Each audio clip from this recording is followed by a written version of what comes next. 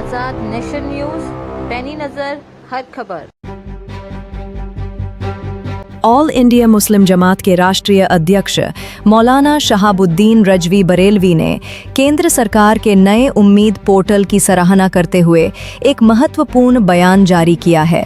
मौलाना ने कहा कि भारत सरकार ने वक्फ की संपत्तियों के संरक्षण और पारदर्शिता के लिए जो यह पोर्टल शुरू किया है, वह एक सराहनीय कदम है। उन्होंने उम्मीद जताई कि यह पोर्टल सिर्फ एक योजना बनकर न रहे, बल्कि आम जनता की अपेक्षाओं पर खरा उतरे। उन्होंने कहा कि देश भर में वक्फ की लाखों संपत्तियां हैं, जिनका सटीक लेखा जोखा और रिकॉर्ड इस पोर्टल पर सुरक्षित किया जाना चाहिए। साथ ही उन्होंने सरकार को आगाह किया कि इंदराज यानी रिकॉर्ड दर्ज करने की प्रक्रिया में किसी तरह की लापरवाही या हेरफेर न हो। कई बार ऐसा देखा गया है कि कुछ वक्फ संपत्तियां रिकॉर्ड से छूट जाती हैं, जिससे भविष्य में उनका कोई अता पता नहीं चलता। मौलाना शहाबुद्दीन ने जोर देकर कहा कि एक एक वक्फ संपत्ति, चाहे वो बड़ी हो या छोटी, हर एक का विवरण पूरी पारदर्शिता से दर्ज होना चाहिए।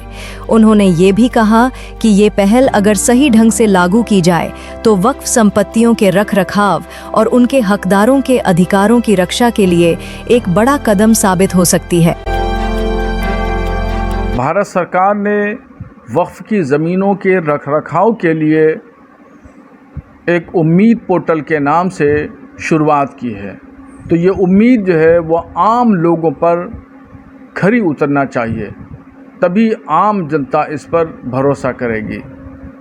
और उम्मीद पोर्टल का मैं स्वागत करता हूं और मैं ये समझता हूं कि अब इसका आगाज़ जो है बहुत बेहतर अच्छे अंदाज में होगा और जितनी भारत में वक्फ की संपत्तियां हैं उसका रखरखाव, उसका लेखा जोखा, बही खाता सब उसमें महफूज किया जाएगा।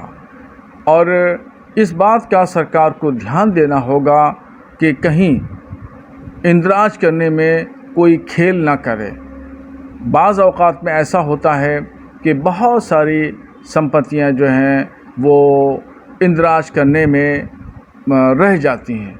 अगर वो उम्मीद पोर्टल में इंदराज करने में रह जाएंगी तो फिर कुछ सालों के बाद उस वक्फ संपत्ति का अता पता नहीं चलेगा।